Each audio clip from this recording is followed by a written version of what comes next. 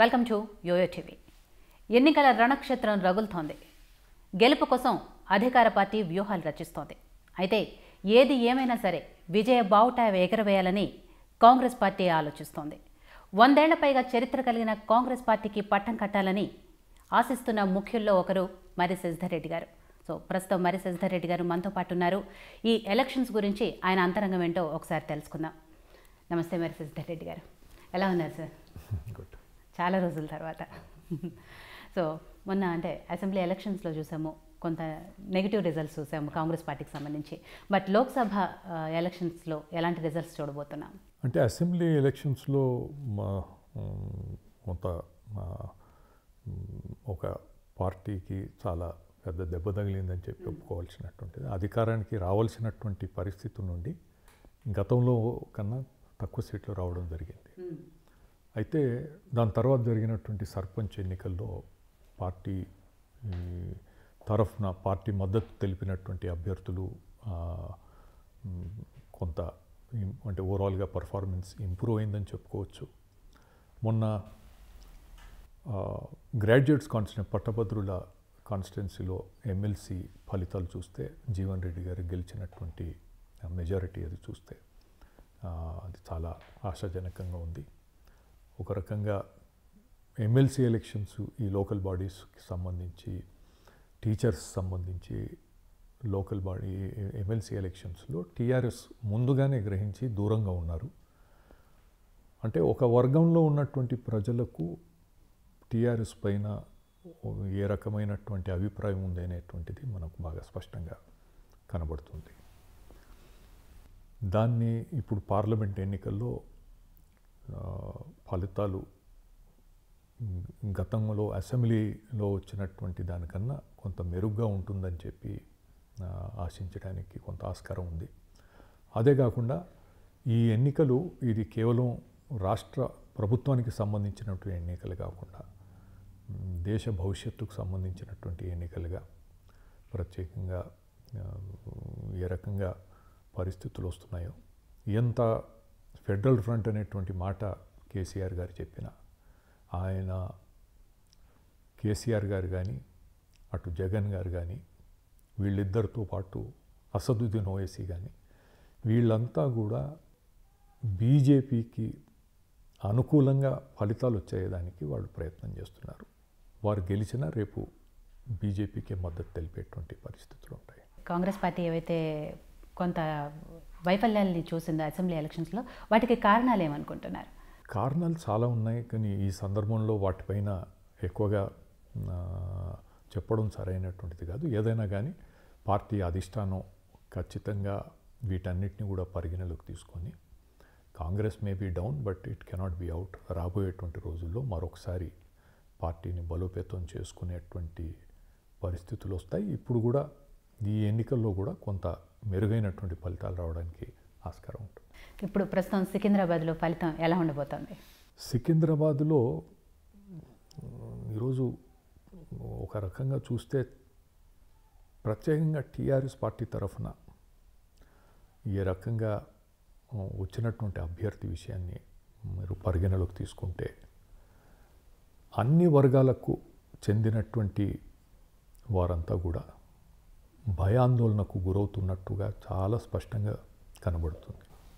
రాజకీయం రాష్ట్ర వ్యాప్తంగా కూడా బెదిరింపులు, ఏదో రకంగా దౌర్జన్యంతో కానీ ప్రలోభాలతో కానీ బెదిరించి లొంగ తీసుకునేటువంటి ఒక సంస్కృతి టీఆర్ఎస్ పార్టీలో కనబడుతుంది. ప్రత్యేకంగా సికింద్రాబాద్ నియోజకవర్గం విషయానికి వస్తే, మంత్రి తలసాని శ్రీనివాస్ యాదవ్ 5 సంవత్సరాలుగా సనత్ నగర్లో ఎమ్మెల్యేగా ఉన్నారు. నేను 2014లో మొదటిసారి, అంతకుముందు ఆయన సికింద్రాబాద్లో ఉండి మంత్రిగా చేసి ఆయన గత చరిత్ర చాలా ఉంది. ఇక్కడ సనత్ నగర్లో నేను చాలా స్పష్టంగా దగ్గర నుండి నేను చూస్తున్నటువంటి దాంట్లో చూస్తే ఏమిటంటే అనేక అంశాల్లో ఒక రకంగా చెప్పాలంటే యాంటీ సోషల్ ఎలిమెంట్స్ని ప్రోత్సహించేటువంటి విధంగా, ప్రజల్ని భయపెట్టించేటువంటి విధంగా, ఆ కుటుంబం మొత్తం కుటుంబ సమేతంగా ఆయన సోదరులు, ఆయన తనయుడు కూడా అదేవిధంగా ఉంటూ రావడం జరిగింది. ఒక రకంగా అనేక సందర్భాలు ఉన్నాయి.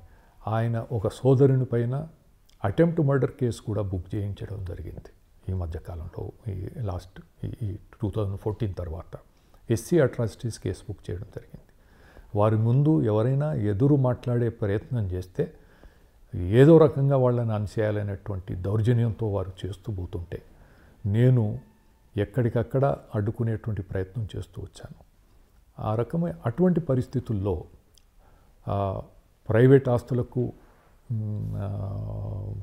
ఇబ్బందులు కలిగేటువంటి పరిస్థితులు ఉన్నాయి. వ్యాపారం చేసుకునేటువంటి వారు గోడు చాలా చోట్ల మనం విన్నాం. చెప్పుకోవడానికి భయపడినటువంటి సంఘటనలు ఇంకా చాలా ఉన్నాయి, కొన్ని బయటకు వచ్చినాయి. భూముల విషయంలో ప్రభుత్వ భూమి అన్యాక్రాంతం అయ్యేటువంటి పరిస్థితులను ప్రోత్సహించేటువంటి విధంగా శ్రీనివాస్ యాదవ్ గారు పనిచేస్తూ వచ్చారు. కనీసం 4 ఎగ్జాంపుల్స్ నేను ఇవ్వగలుగుతాను.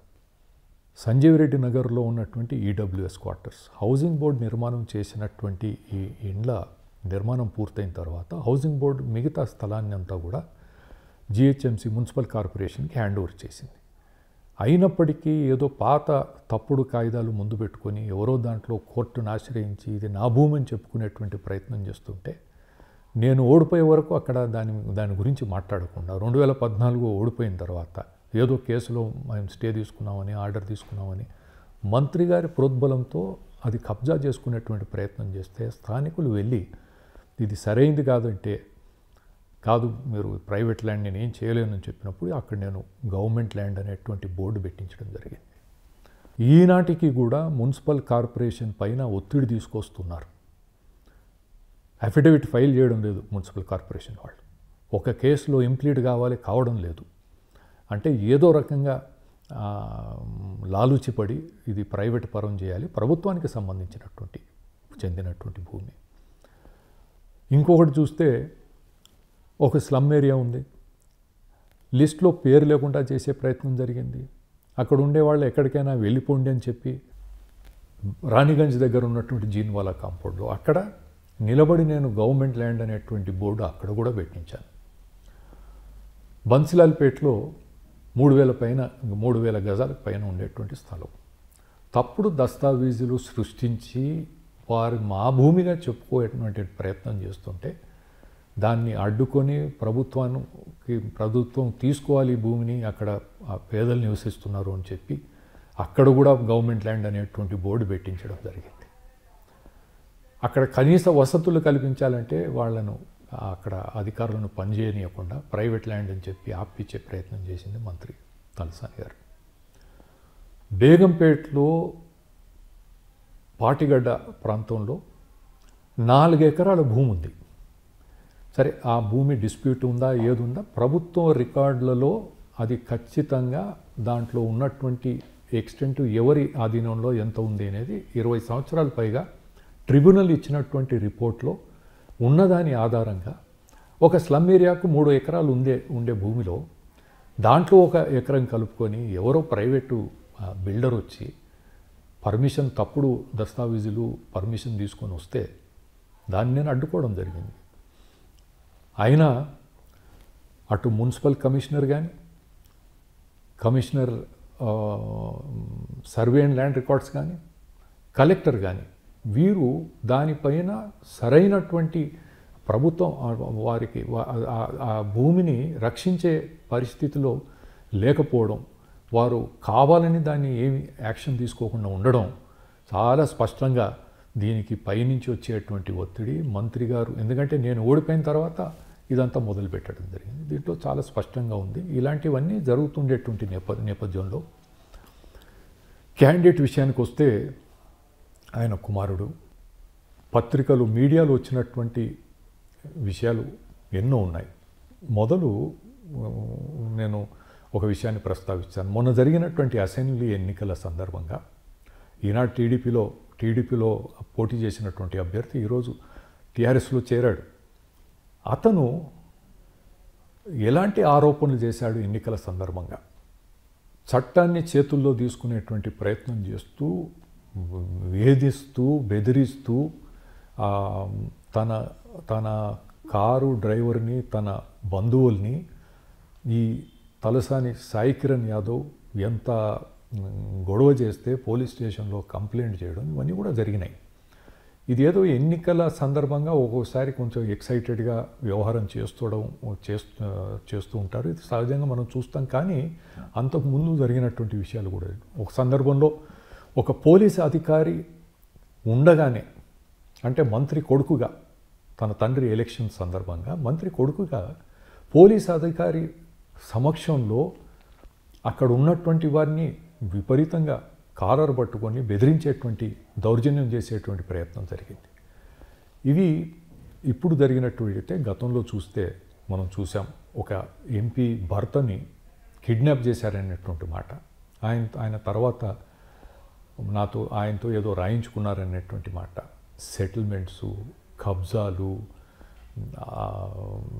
ఇలాంటివన్నీ ఒక ఆ కుటుంబానికి అలవాటైపోయినట్టుగా ఉన్నటువంటి పరిస్థితుల్లో చాలామంది వారి ఆందోళన చెందుతున్నారు.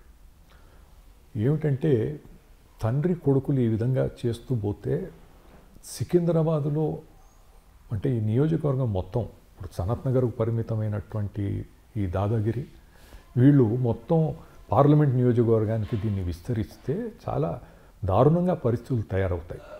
హైదరాబాదులో ఉండే పరిస్థితులు, హైదరాబాద్ ఓల్డ్ సిటీకి సంబంధించిన పరిస్థితులు హైదరాబాద్ ఆ విధంగా ఉంటే, ఇటు సికింద్రాబాద్ నియోజకవర్గంలో ఉండేటువంటి 7 నియోజకవర్గాల్లో అసలు సామాన్యులకు, వ్యాపారం చేసుకునేవాడికి, ఎవరికి అసలు రక్షణ లేకుండా పోతుంది అనేటువంటి విధంగా ఈరోజు చాలామంది, నేను మాట్లాడాను డిఫరెంట్ క్రాస్ సెక్షన్స్లో మాట్లాడితే, ఎవరు చూసినా కూడా ఏమిటి ఇది, ఈ జులుము, ఇలాగే తండ్రి కొడుకులు ఒకరిని మించి ఒకరు ఈ విధంగా చేస్తూ పోతారు అనేటువంటి ఆందోళన వ్యక్తం చేస్తాను. చట్టం పైన గౌరవం లేదు.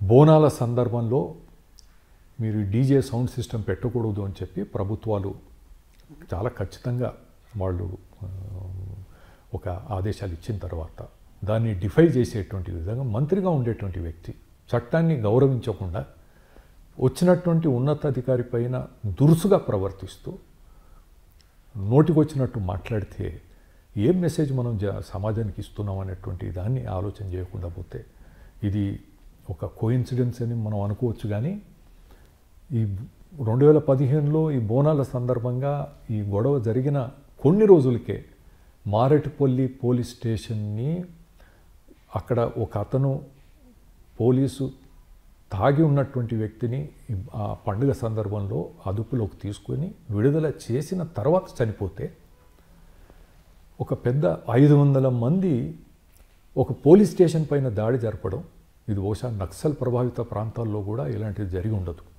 అక్కడ ఉన్నటువంటి రికార్డ్స్ని, అక్కడ ఉన్నటువంటి కంప్యూటర్స్ని, ఫర్నిచర్ని బయటపెట్టి తగలబెట్టి అరాచకం సృష్టిస్తే కప్పిపుచ్చుకోవడం జరిగింది. నేను ఆనాడు చెప్పాను, ఈరోజు కూడా నేను చెప్తున్నాను, దీని వెనకాల మంత్రి గారు ఆ డీసీపీతో దురుసుగా ప్రవర్తించినటువంటి జరిగిన వెంటనే, అంటే మా సత్తా చూపించాలనేటువంటి విధంగా దానికి సరైనటువంటి ఎంక్వైరీ జరగలేదు, దాన్ని కప్పుపుచ్చేటువంటి ప్రయత్నం జరిగింది. ఇది ఇలాంటి సంస్కృతిని మనం ప్రోత్సహించేటువంటి దానికి సికింద్రాబాద్ నియోజకవర్గ ప్రజలు ఏమాత్రం తయారుగా ఉండరు అనేటువంటి విషయం చాలామందితో నేను మాట్లాడుతుంటే ఈ రకంగా జరిగినాయి. సరే, శ్రీనివాస్ యాదవ్ గారి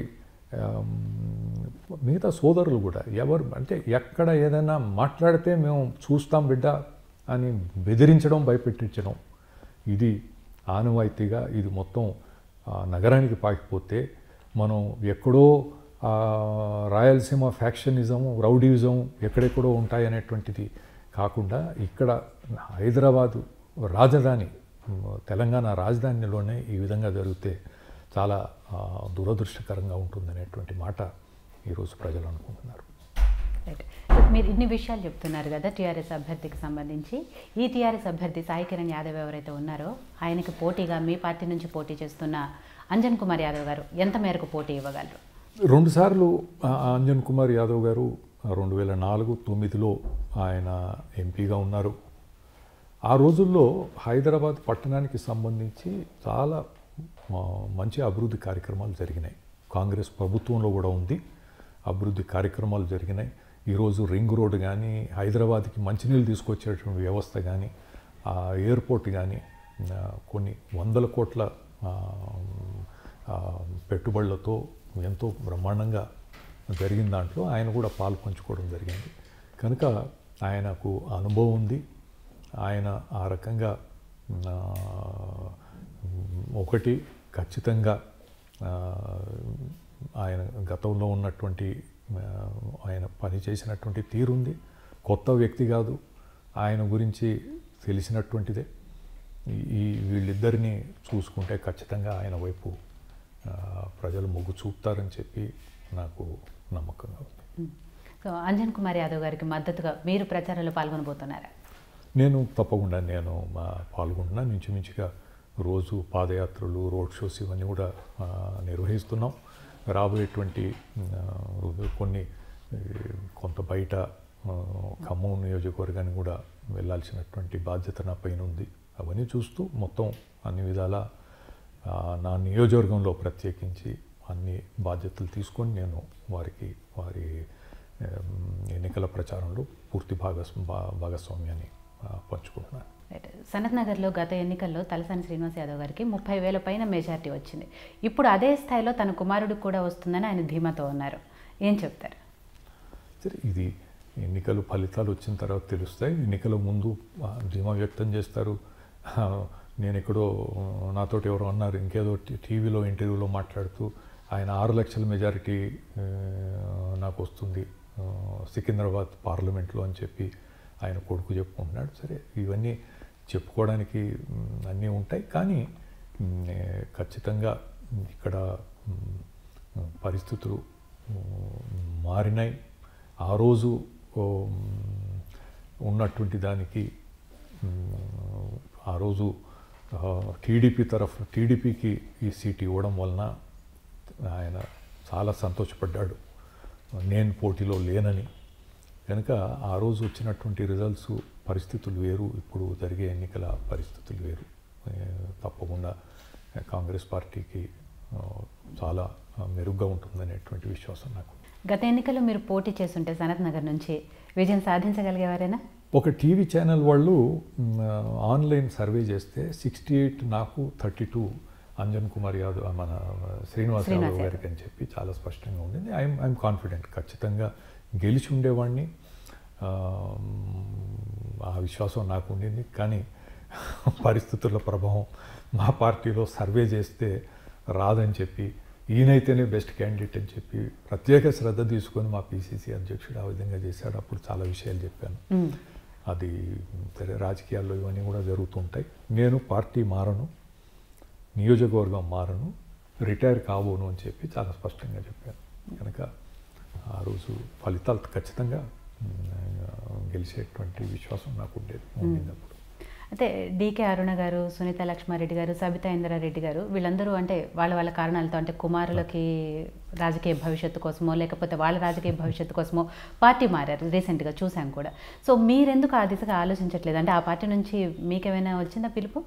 లేదమ్మా, నేను 2014 చివరిలో, అంటే నేను జూన్లో కేంద్ర ప్రభుత్వం మోడీ గారు ప్రభుత్వం వచ్చిన తర్వాత నేను ఉన్నటువంటి పదవికి రాజీనామా చేశాను. ఎన్డీఎంఏ వైస్ చైర్మన్గా క్యాబినెట్ ర్యాంక్తో ఉన్నటువంటి పదవికి రాజీనామా చేసిన తర్వాత కొంత నాతో ఎవరు మాట్లాడలేదు. కానీ కొంతమంది ఎన్డీఎంఏ వైస్ చైర్మన్ని ఇంకా భర్తీ చేయకుండా అట్లాగే పెట్టాము అనేటువంటిది చెప్పుకున్నారు. ఏదైనా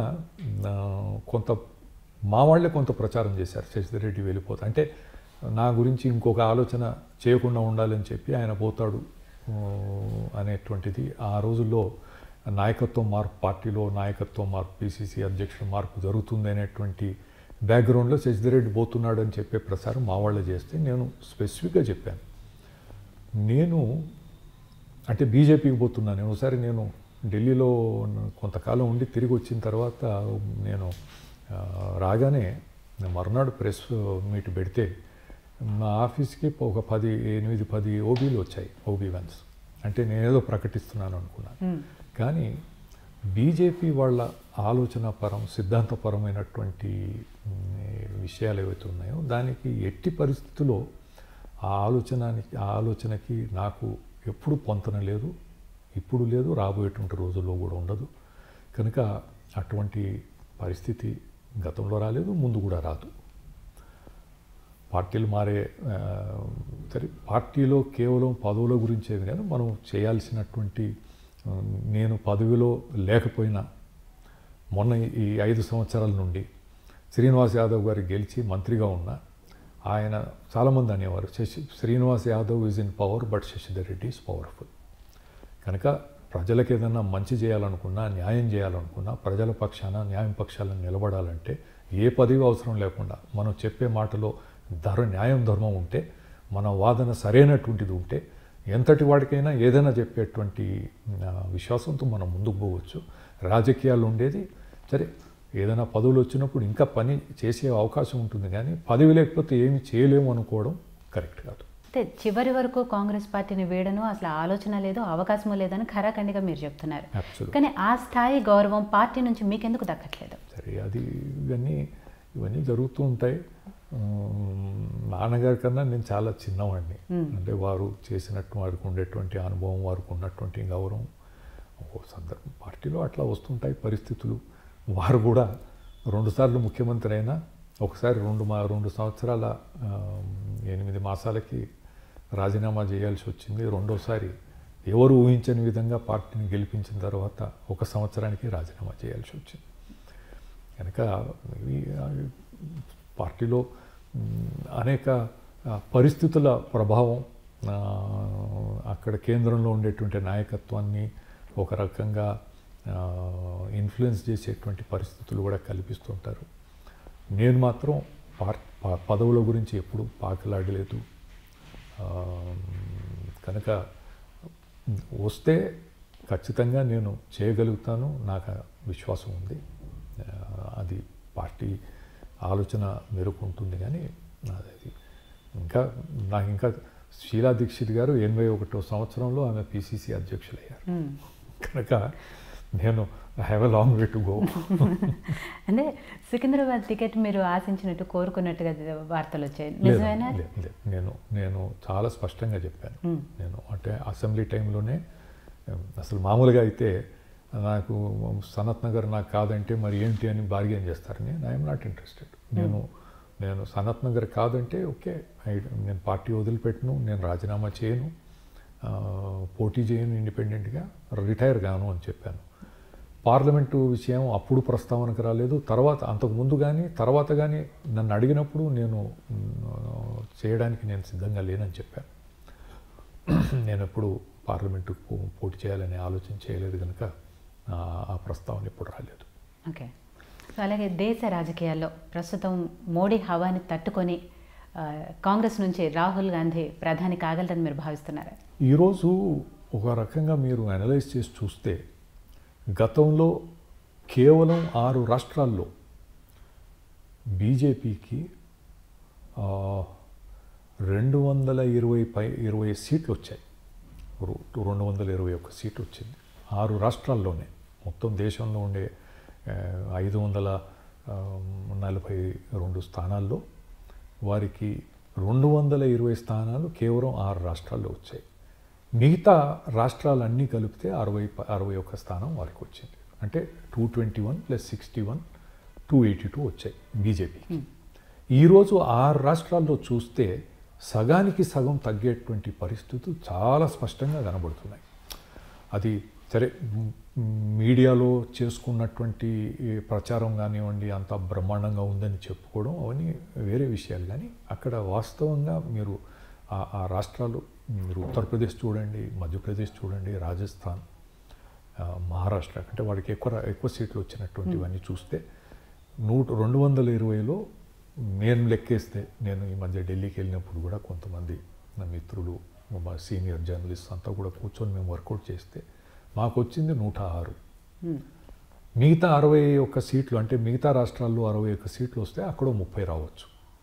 అంటే 130, 135, 140, 150 లోపే వస్తాయి అనేటువంటి అంచనా ఈరోజు చాలామంది, అంటే విశ్లేషకులు సో మీకు టీవీలో వచ్చేటువంటి విశ్లేషణలు ఇవన్నీ కూడా ఒక అధికార పార్టీ ఒత్తిడికి కానీ ప్రలోభాలకు కానీ అన్ని విధాల మీడియా ఈరోజు నడుస్తుందనేటువంటిది చాలా స్పష్టంగా ప్రజలు కూడా గమనిస్తున్నారు. ఇది ఏదైనా వచ్చినప్పుడు ఇది ఇంత మాట్లాడితే లాభం లేదు, అది ఏం చెప్పినా లాభం లేదు అనుకుంటున్నారు, కానీ వాస్తవ పరిస్థితులు ఈ విధంగా ఉన్నాయి. కనుక బీజేపీ మళ్ళీ అధికారానికి వస్తుందనేటువంటిది ఎక్కడ కనబడడం లేదు. ఆ రకంగా చూస్తే కాంగ్రెస్ గతంలో 44 సీట్లు వచ్చాయి 2014లో. ఎంత కాదనుకున్నా బీజేపీకి సమానంగా వచ్చేటువంటి పరిస్థితులు ఉంటాయి. కనుక అబ్సల్యూట్ మెజారిటీ అనేది చాలా దూరం, అక్కడ లేదు ఇక్కడ ఉండదు. కానీ ఒక ప్రధానమైనటువంటి జాతీయ పార్టీగా కాంగ్రెస్ పార్టీ రేపు ఏర్పడేటువంటి ప్రభుత్వంలో ఒక కీలక పాత్ర ప్రభుత్వంలో ఉంటుంది. మేమంతా కూడా కోరుకునేది రాహుల్ గాంధీ గారు ప్రధానమంత్రి కావాలని చెప్పి. పరిస్థితులు వచ్చినటువంటి ఫలితాలను బట్టి దేశానికి మార్పు మంచి దిశలో దేశం ముందుకు పోతుందనే విశ్వాసం మాత్రం నాకుంది. సో చేవెళ్ల నుంచి పోటీ చేస్తున్న కాంగ్రెస్ పార్టీ అభ్యర్థి కొండా విశ్వేశ్వరరెడ్డి గారి విజయావకాశాలపై మీ అభిప్రాయం? మరి పార్టీలో నేను అక్కడ ఆ నియోజకవర్గంలో పెద్దగా నేను అక్కడికి వెళ్ళి ప్రత్యేకంగా నేను I been focusing only on Secunderabad. కొంత ఖమ్మం బాధ్యత నాకు పార్టీ పరంగా ఇచ్చారు. సరే, ఇప్పుడు అక్కడ చాలామంది వెళ్ళిపోవడం జరిగింది. కాంగ్రెస్లో ఉన్నటువంటి వారు కూడా వెళ్ళిపోవడం జరిగింది. విశ్వేశ్వరరెడ్డి గారు ఆయన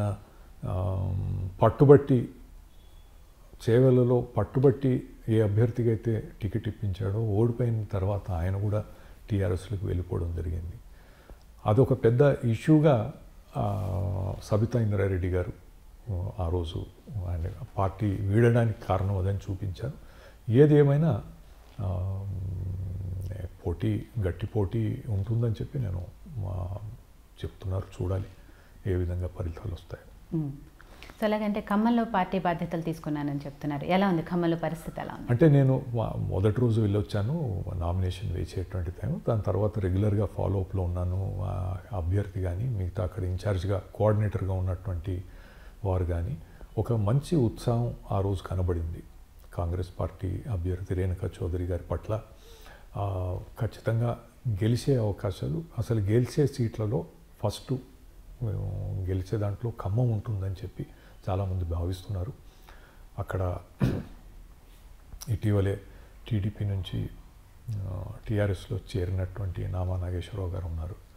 కానీ అంతర్గతంగా కూడా పరిస్థితులు ఏ విధంగా ఉంటాయనేటువంటిది చూడాలి. కాంగ్రెస్కి అక్కడ చాలా ఆశాజనకంగా ఉంది. అంటే నేను వెళ్ళి చూసిన తర్వాత నేను రెగ్యులర్గా ఫాలో అవుతున్నటువంటి దాన్ని చూస్తే కాంగ్రెస్ రేణుకా చౌదరి గారు గెలుస్తారనేటువంటి విశ్వాసం నాకుంది.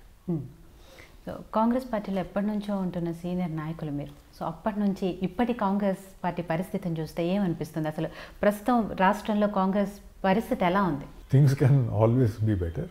అండ్ నేను ఇంతకుముందు కూడా అన్నట్టు అసెంబ్లీ ఎన్నికలు ఓడిపోవడానికి అది ఇట్స్ ఎ బిగ్ పెద్ద సెట్ బ్యాక్ కాంగ్రెస్ పార్టీకి.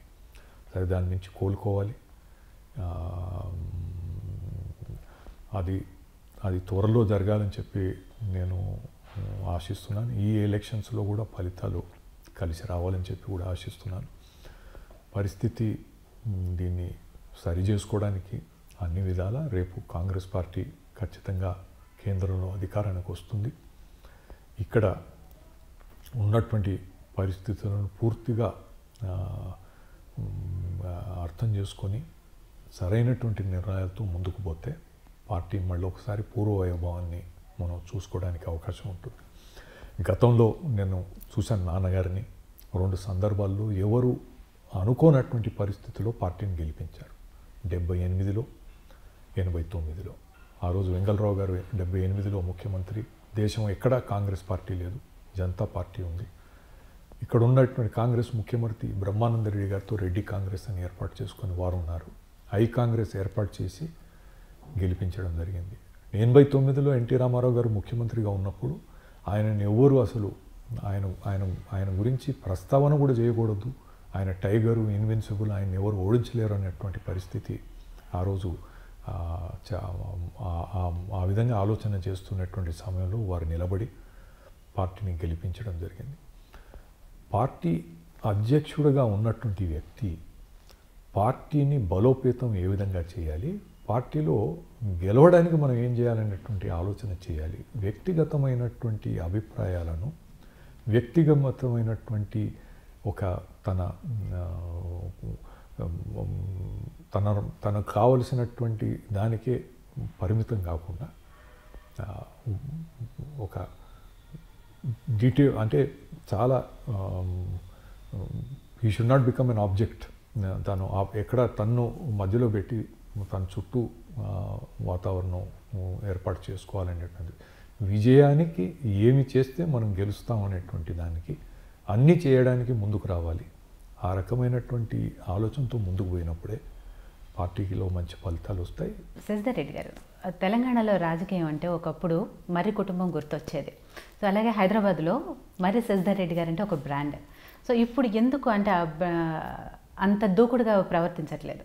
లేదు, నేను ఈరోజు వీళ్ళను శ్రీనివాస్ యాదవ్ గారు మీడియాతో చెప్పుకున్నారంట. మీడియా మిత్రులు చెప్పేవారు, నేను పడుకున్నా నాకు శశిధర్ రెడ్డి కళలో వస్తాడయ్యా అని చెప్పి. నేను గుండెలో నిద్రపోతున్నాను, అదేవిధంగా ఉంటాను. మేము ఈ సికింద్రాబాద్ నియోజకవర్గంలో ఉండేటువంటి ప్రజలకు ఈ ప్రబుద్ధుల గురించి పూర్తిగా అవగాహన కల్పించి వాళ్ళు ఇంతకుముందే వాళ్ళు అనుభవించినటువంటి వారు ఉన్నారు. ఈ రాబోయేటువంటి రోజుల్లో దీనిపైన చాలా విస్తృతంగా నేను ప్రచారం చేస్తున్నాను. వీళ్ళు చేసేది ఎక్కడ మా పాత్ర ఖచ్చితంగా ఉంటుంది. ఆ సమయాన్ని బట్టి ప్రతిదానికి ఉధృతంగా పరిగెత్తాల్సినటువంటి అవసరం లేదు. ఉన్న చోటే నేను 2014 ఎన్నికల సందర్భంలో విశాఖపట్నంలో కాంగ్రెస్ అభ్యర్థి తరఫున ప్రచారం చేయడానికి వెళ్ళాను. ఆ రోజు జగన్మోహన్ రెడ్డి గారి తల్లి విజయమ్మ గారు అక్కడ పోటీ చేస్తున్నారు. నేను అక్కడ చేసినటువంటి ప్రచారం వలన విజయమ్మ ఓడిపోయారని చాలామంది చెప్తుంటారు. ఈనాటికి 5 సంవత్సరాల తర్వాత కూడా నేను 5 సంవత్సరాల తర్వాత కూడా ఆనాడు నేను ఇచ్చినటువంటి ఇంటర్వ్యూ, ఒక ప్రముఖ తెలుగు పత్రికల్లో వచ్చినటువంటి ఇంటర్వ్యూని ఇటు టీడీపీ వాళ్ళు కానీ అటు జనసేన వాళ్ళు కానీ జగన్కు ఎందుకు ఓటు వేయొద్దు అనే దానికి నేను ఇచ్చినటువంటి నా ఇంటర్వ్యూని ఇప్పటికీ ప్రచారం చేస్తున్నారు సోషల్ మీడియాలో. ఈ రకంగా నేను మన ఎఫెక్టివ్గా ఉండాలంటే ఈ మధ్య కొంతమంది ఆంధ్ర నుంచి వచ్చినటువంటి యంగ్స్టర్స్ మధ్యలో నాకు కలిసారు. ఖమ్మం నుంచి వస్తుంటే సూర్యాపేట దగ్గర మేము రోడ్డు పక్కన టీ తాగడానికి ఆపితే, సార్ ఆంధ్ర ఏరియాలో ప్రతి గ్రూప్లో మీ ఇంటర్వ్యూ నడుస్తూనే ఉంది సార్ అని చెప్పారు. అయితే కొందరు అన్నారు, టీడీపీ వాళ్ళు మీ యొక్క క్రెడిబిలిటీ 5 సంవత్సరాల నాడు మాట్లాడిన మాట ఇప్పటికీ దానికి ఎంతో విలువ ఉంది అనేటువంటిది వాళ్ళు గ్రహించారు, జనసేన వాళ్ళు గ్రహించారు, కాంగ్రెస్ పార్టీ ఎప్పుడు గ్రహిస్తుంది అనేటువంటి మాటలు కూడా అంటున్నారు. కాంగ్రెస్ పార్టీ గ్రహిస్తే సంతోషం. సో అయితే 4 సార్లు గెలిచిన సనత్నగర్ గడ్డ మీద ఇప్పుడు తలసాని శ్రీనివాస్ యాదవ్ గారు భారీ విజయాల్ని నమోదు చేసుకుంటున్నారు. దాన్ని ఏ విధంగా అర్థం చేసుకోవాలంటారు? 2014లో నేను ఓడిపోవడానికి కారణం, ఆ రోజు తెలంగాణ కాంగ్రెస్ పార్టీ ఇచ్చినటువంటి నేపథ్యంలో ఒకవైపు టీడీపీ వైపు బ్లైండ్గా, అంటే that was the single biggest factor ఆ రోజు శ్రీనివాస్ యాదవ్ గెలవడానికి. ఆయన వ్యక్తిగత ప్రాబల్యం కానీ ఆయనకు ఉండే పాపులారిటీ కాదు. ఆ రోజు కాంగ్రెస్ పార్టీ తెలంగాణ ఇచ్చిందనేటువంటి అంశాన్ని దృష్టిలో పెట్టుకుని ఒక గాలిలాగా వీచి తెలంగాణ వాడంతా సెంటిమెంటు మూట చేసుకుంటే అది టీఆర్ఎస్ వాళ్ళకి, మిగతాది ఆంధ్ర వైపు అంటే రాష్ట్ర విభజన ఇష్టం కానటువంటి వాళ్ళంతా కూడా టీడీపీకి ఓటు వేయడం, ఆ రకంగా పెద్ద మెజారిటీ ఆ రోజు దొరికింది. సరే, మొన్న సరైనటువంటి అభ్యర్థిని మనం పోటీలో పెట్టకపోవడం ప్రజాకూటమి తరఫున, అది ప్రధానమైనటువంటి కారణమైంది. ప్రతి ఎన్నికలో కొన్ని ఇష్యూస్ ఉంటాయి, వాటి ప్రాధాన్యత పర్సంటేజ్ పెరుగుతుంటుంది, ఒకసారి లీడర్షిప్ ఉంటుంది, ఒకసారి సెంటిమెంట్ ఉంటుంది. మొన్నటిసారి క్యాండిడేటు పైన చాలా వీక్ క్యాండిడేట్ను పెట్టామనేటువంటిది స్వయంగా శ్రీనివాస్ యాదవ్ గారు ఆయన ఎన్నికల్లో ప్రచారం చేసుకుంటూ శశిధర్ రెడ్డి గారు అయి ఉంటే మీరు ఆయనకు ఓటేసినా మంచిదే, ఆయన మంచి వ్యక్తి అని చెప్పుకోవడం జరిగింది. కనుక ఇవన్నీ అభిప్రాయాలు మారుతూ ఉంటాయి. రేపు వచ్చే ఈ పార్లమెంట్ ఎన్నికల్లో ఎంతవరకు మార్పు వస్తుందో మనకు కనబడుతుంది. రాబోయేటువంటి రోజుల్లో కూడా పార్టీని ఇంకా బలోపేతం చేసుకుంటాం. అట్లే అంటే ఇప్పుడు చూసుకుంటే సికింద్రాబాద్ లోక్సభ పరిధిలో 6 కాంగ్రెస్, 1 మజ్లిస్, అందరు ఎమ్మెల్యేలు కూడా తెరాస వైపే ఉన్నారు. సో ఈ నేపథ్యంలో కాంగ్రెస్ ఎలాంటి ఎన్నికల వ్యూహం రచిస్తోంది? అంటే ఈరోజు దేశంలో ప్రధానమంత్రి ఒకటి టీఆర్ఎస్కు ఉన్నటువంటి అభ్యర్థి, అతని మీద చాలా వ్యతిరేకత. మొన్న ముఖ్యమంత్రి గారి బహిరంగ సభ ఏర్పాట్లు జరిగినాయి, ఆయన రాలేదు దానికి. ఎల్బీ స్టేడియంలో జన సమీకరణ సరిగా జరగలేదనేటువంటి మాట. ఈరోజు అధికారంలో ఉన్నారు. బహుశా ముఖ్యమంత్రి గారి రాజకీయ జీవితంలో, అంటే ఈ తెలంగాణ ఉద్యమ మొదలైనప్పటి నుండి ఇటువంటి ఫెయిల్యూర్, ఒక సభ ఫెయిల్ కావడం అనేది ఇది మొట్టమొదటిసారి జరిగింది. దీనికి నేను భావించేది ఏమిటంటే, ఇది సికింద్రాబాద్ నియోజకవర్గంలో ఉంది ప్రధానంగా. అంటే 4 నియోజకవర్గాలకు సంబంధించినటువంటి సభ అయినా ప్రధానంగా మొబిలైజేషను, జనం అంతా కూడా సికింద్రాబాద్ నుంచే రావాలి. అటువంటి దాంట్లో డబ్బు ఏది తక్కువ పెట్టలేదు. వాళ్ళు అధికార పార్టీలో ఉన్నారు, విచ్చలవిడిగా డబ్బు ఖర్చు పెడుతున్నారు, అధికార దుర్వినియోగం చేసుకోగలుగుతారు. అన్నీ చేసినప్పటికీ జన సమీకరణ జరగలేదంటే ప్రజలు ఎంత అనాసక్తిగా ఉన్నారు. ఈ అభ్యర్థిత్వం, సాయి కిరణ్ యాదవ్ అభ్యర్థిత్వం పట్ల ప్రజలు చాలా అన్హ్యాపీగా ఉన్నారు. అది డైరెక్ట్గా దాని రిజల్ట్ మొన్న ఎల్బీ స్టేడియంలో జన సమీకరణ జరగకుండా పోవడం జరిగింది. కనుక ఇప్పుడు ఉండే పరిస్థితి ఇక్కడ కాంగ్రెస్ వాళ్ళు ఉన్నారా లేరా అనేటువంటి విషయం ఒకటైతే, ఈ అభ్యర్థి పైన చాలా నెగిటివ్గా ఉంటుంది అనేటువంటిది మాత్రం చాలా స్పష్టంగా కనబడుతుంది. కనుక గతంలో కాంగ్రెస్ పార్టీ, ఇప్పుడు రాహుల్ గాంధీ గారు చేసినటువంటి కాంగ్రెస్ పార్టీ ఈరోజు మేనిఫెస్టో కూడా విడుదల చేసింది. ఒక 17 ప్రధానమైనటువంటి అంశాలను కూడా వారు ప్రస్తావించడం జరిగింది. ఈ మినిమం ఇన్కమ్ గ్యారంటీ అనేటువంటిది కూడా ఒక అంటే ప్రపంచంలోనే ఎక్కడా లేనటువంటి ఒక విధంగా, అంటే నెలకి 12,000కు తక్కువ ఆదాయం ఉండేటువంటి వారికి 6,000 రూపాయలు, అంటే సంవత్సరానికి 72,000 వారికి ఒక కుటుంబానికి వచ్చేటువంటి విధంగా ప్రవేశపెడతామని చెప్పి, ఒకటి మాత్రం నేను చెప్పదలుచుకున్నాను. రాహుల్ గాంధీ గారిని నేను చాలా దగ్గరగా కూడా చూస్తున్నాను. ఆయన ఏదైనా మాట మాట్లాడితే దానికి ఎట్టి పరిస్థితుల్లో కట్టుబడి ఉండాలనేటువంటి దృఢ సంకల్పంతో ఉన్నటువంటి వ్యక్తి. ఏదో ఆషామాషిగా ఎప్పటికప్పుడు నేను 3 ఎకరాలు దళితుని ముఖ్యమంత్రి చేయకపోతే తల నరికేసుకుంటాను, 3 ఎకరాలు ఇవ్వకపోతే తల నరికేసుకుంటున్నాను అని కేసీఆర్ గారు చెప్పినట్టు, కానీ నరేంద్ర మోడీ గారు మీకు 15 లక్షలు తెచ్చి పెడతాను, మీకు 1 కోటి ఉద్యోగాలు ఇస్తాను అని ఆయన చేసినటువంటి వాగ్దానాలు ఎంతవరకు అంటే అది జుమ్లాథా అని చెప్పి వాళ్ళ పార్టీ అధ్యక్షుడు చెప్పుకున్నాడు. అంటే మాట వరుసగా ఏదో చెప్పినేమని చేస్తామా, చేయగలిగిందే చెప్పాలి, చెప్పింది చేసి తీరాలి. ఆ విశ్వాసం ఈరోజు ప్రజలకు రాహుల్ గాంధీ గారి నాయకత్వం పైన ఉంటుంది. రాహుల్ గాంధీ గారు ఆ విధంగా నడుచుకుంటారనేటువంటి విశ్వాసం నాకుంది. ప్రజలు కూడా దాన్ని నమ్ముతారు. కనుక కాంగ్రెస్ ఆలోచన విధానానికి అది ఒక పెద్ద మనకు ఈరోజు ముందుకు పోవడానికి వ్యూహరచన. సరే, స్థానికంగా ఏం చేస్తాము ఏమిటి అనేటువంటిది కాకుండా జాతీయ స్థాయిలో కాంగ్రెస్, వాట్ ఈజ్ రాహుల్ గాంధీ అనేది ఒక ప్రధాన అంశంగా ఉంటుంది. రైట్. అయితే మీరు ఆ మధ్య బోగస్ ఓట్లు అలాగే ఓట్ల గల్లంతకు సంబంధించి కోర్టు మెట్లు ఎక్కారు. సో ఆ రిజల్ట్ ఏమైనా వచ్చిందా? ఈరోజు హైకోర్టు వారు చివరిలో ఏమన్నారంటే, మేము ఈ కేసును క్లోజ్ చేస్తున్నాము, డిస్మిస్ చేయడం లేదు. నన్ను కంప్లిమెంట్ చేశారు. నా ప్రయత్నం వలన ఎలక్షన్ కమిషన్ కొంతవరకు సరిచేసుకునేటువంటి వీలైనంత వరకు సరిచేసుకున్నారని చెప్పి కోర్టు భావించింది. కానీ ఎన్నికల సంఘం ఈ ఓటర్ లిస్టు తయారీలో చాలా అక్రమాలు చోటు చేసుకున్నాయి. ఈరోజు నేను తలుచుకుంటే, ఎందుకంటే నిబంధనల ప్రకారం పని జరుగుతుందా లేదా అనేటువంటిది ఒకసారి చూసుకుంటే, నేను పట్టుబట్టి తలుచుకుంటే ఒక్క అధికారి కూడా ఉద్యోగంలో కొనసాగడానికి ఏమాత్రం ఆస్కారం లేకుండా ఉండేటువంటి విధంగా ఈ వ్యవస్థ తయారైపోయింది. ఇది చాలా దారుణం ప్రజాస్వామ్యానికి. ప్రజలకు ఎన్నికల సంఘం నిర్వహించేటువంటి ఎన్నికల సంఘం తయారు చేయించినటువంటి ఓటర్ లిస్టు పైన నమ్మకం లేకుండా పోతే, ప్రజాస్వామ్యం పైన నమ్మకం లేకుండా పోతే ఇది అరాచకానికి దారితీస్తుంది అనేటువంటి విషయాన్ని నేను ఎప్పుడు నమ్ముతాను. కనుక దీన్ని సరిచేసుకోవాలి. మొన్న 29వ తేదీ నాడు కొన్ని అంశాలను ప్రస్తావిస్తూ ఎన్నికల సంఘాన్ని కలిసినప్పుడు, ఎన్నికల తర్వాత మేము మళ్ళీ వస్తాను, అనేక కీలకమైనటువంటి అంశాలను మీతో చర్చించాలి అని చెప్పి రావడం జరిగింది.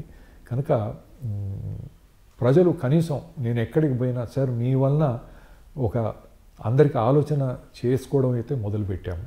ఇది ఓట్లు ఉన్నాయా లేవా, ఓట్లు గల్లంతో అవుతున్నాయి అనేటువంటి ఒక కాన్షియస్నెస్ ప్రజలు అవగాహన పెరగడానికి మీరు చేసిన కృషి ఎంతైనా దోహదం చేసిందని చెప్తుంటారు. ఇంకా కొన్ని ఎన్నికల సంఘం ఒక తప్పుడు ఆర్డర్ తీసుకొని వచ్చింది, డీలిమిటేషన్ ఆర్డర్. నిన్న రాత్రి బాగా పొద్దుపోయిన తర్వాత ఎన్నికల సంఘం వారికి నిజామాబాద్ వారి ఎన్నికలకు సంబంధించి వారితో చర్చించడానికి మేము సమయం కోరినప్పుడు ఆ సందర్భంలో నేను చెప్పాను, 7 మండలాల డీలిమిటేషన్ విషయంలో ఎన్నికల సంఘం ఒక రాంగ్ ఆర్డర్ ఇష్యూ చేసింది. దురదృష్టవశాత్తు హైకోర్టు నేను వేసినటువంటి పబ్లిక్ ఇంట్రెస్ట్ లిటిగేషన్ని డిస్మిస్ చేయడం జరిగింది. అది కూడా నోటిఫికేషన్ వచ్చే వరకు ఊరుకొని దాన్ని తేల్చకుండా పెండింగ్ పెట్టడం అది అన్యాయం. న్యాయ వ్యవస్థ కూడా ఆలోచన చేసుకోవాల్సినటువంటి సమయం వస్తుంది. మేము రిజర్వ్డ్ ఫర్ జడ్జిమెంట్ అని 1 నవంబర్ నాడు చెప్పి 12వ తేదీ నాడు నోటిఫికేషన్ వచ్చిన తర్వాత 16వ తేదీ నాడు నా పిటిషన్ డిస్మిస్ చేస్తే, ఇది ఒక హైకోర్టు ప్రధాన న్యాయమూర్తి బెంచ్లో జరిగినటువంటి కేసు.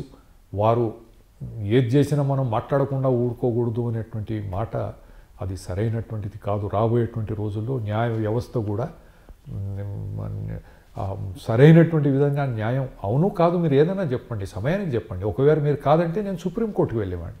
ఖచ్చితంగా దాంట్లో ఎలాంటి డౌట్ లేదు.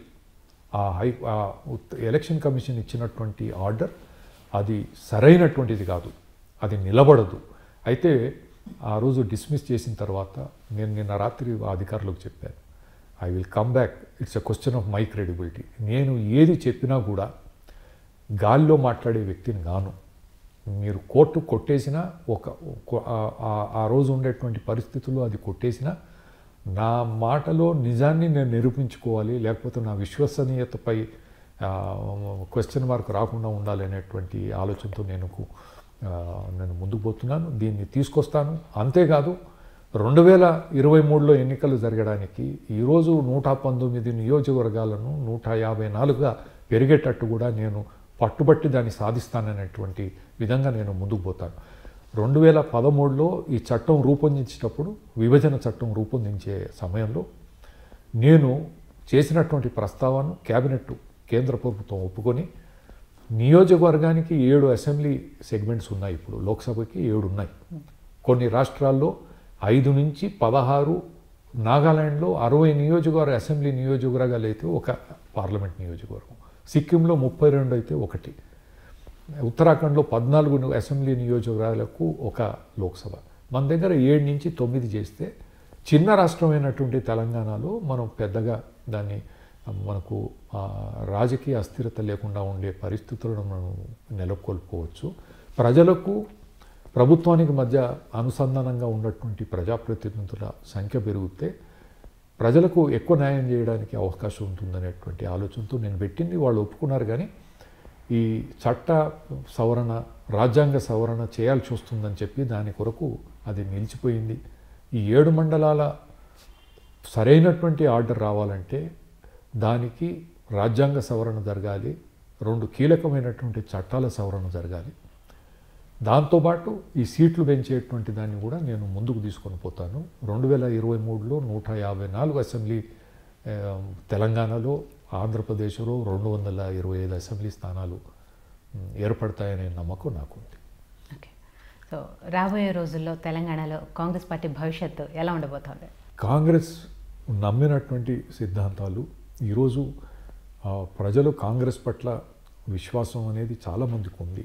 నాయకత్వ లోపం అనేటువంటిది బయటపడుతుంది.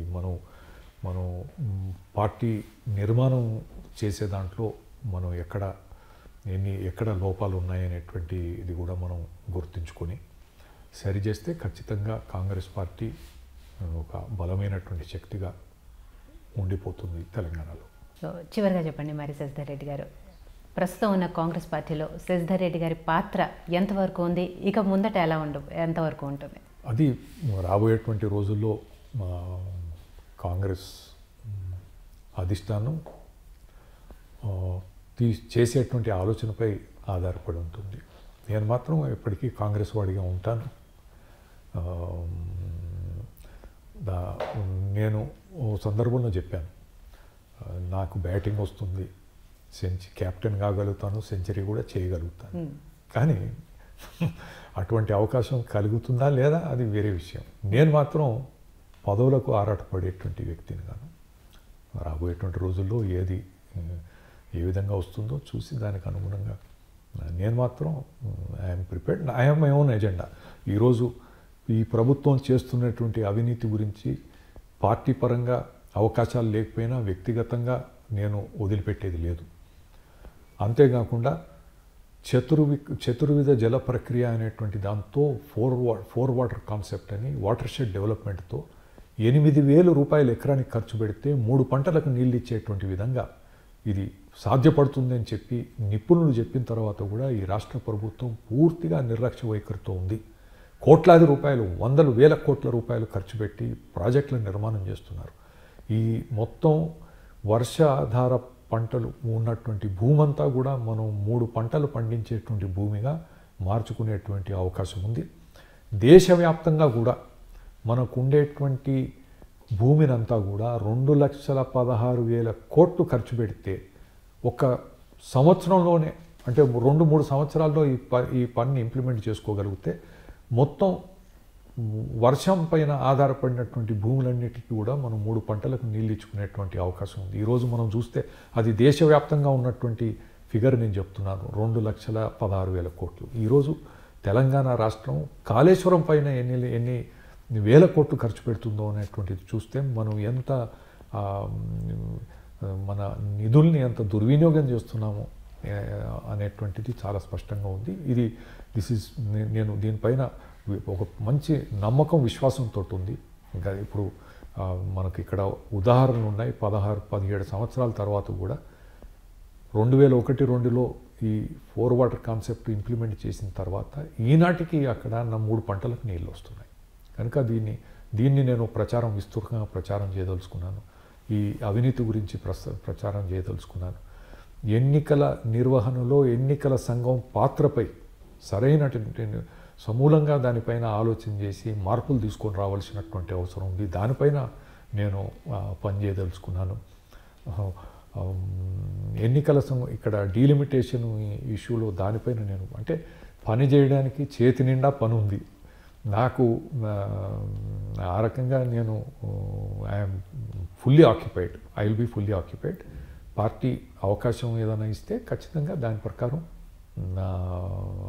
ఏది చేసినా ఒకటే లక్ష్యం, 10 మందికి మేలు జరగాలి, మనం ప్రజలకు న్యాయం జరగాలి, ప్రజలకు అండగా ఉండాలి, వారికి మంచి జరగాలి అనేటువంటి దాంట్లో ముందుకు పోయే ఆలోచన కనుక నేను ఏ రకంగానైనా అదే దిశలోనే పయనిస్తూ ఉంటాను. సో చూద్దామండి, రానున్న రోజుల్లో తెలంగాణలో కాంగ్రెస్ పార్టీ పూర్వ వైభవాన్ని తిరిగి పొందాలని మీతో పాటు మేము కూడా కోరుకుంటున్నాము. అలాగే మీలాంటి సీనియర్ నాయకుల సేవ ప్రజలకు ఎంతో అవసరం ఇప్పుడున్న పరిస్థితుల్లో. డెఫినెట్గా ఆ రోజులు రావాలని కోరుకుంటున్నామండి.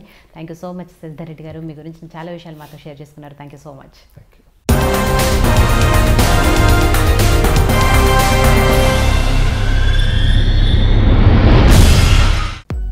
హలో, మిమ్మల్నే ఫిలిం సెలబ్రిటీస్ రియల్ స్టోరీస్ ఏంటో తెలుసుకోవాలనుందా? లేటెస్ట్ గా రిలీజ్ అయ్యే మూవీ రివ్యూస్ నేను చెప్తే వినాలనుందా? ఇంకెందుకు ఆలస్యం, యోయో టీవీని సబ్స్క్రైబ్ చేసుకోండి. అలాగే మర్చిపోకుండా యోయో టీవీ యాప్ ని కూడా డౌన్లోడ్ చేసుకోండి.